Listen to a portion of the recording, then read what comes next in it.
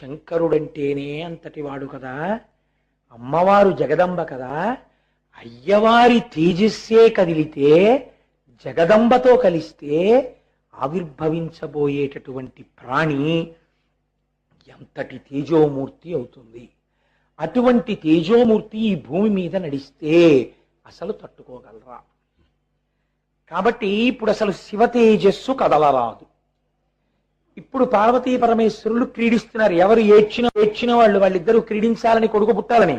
వీళ్ళకి ఇవాళ మాయ కమ్మింది, అక్కర్లేని విషయం నెత్తికేసుకున్నారు. ఇది ఎంతటి మహాపాపం.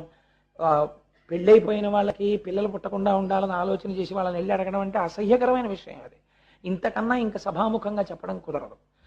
కాబట్టి ఇప్పుడు వీళ్ళు ఏం చేశారు అంటే అందరూ కలిసి పరమశివుడి దగ్గరికి వెళ్ళారు. చిత్రం చూడండి, ఆయన ఏ స్థితి యందు ఉన్నాడు.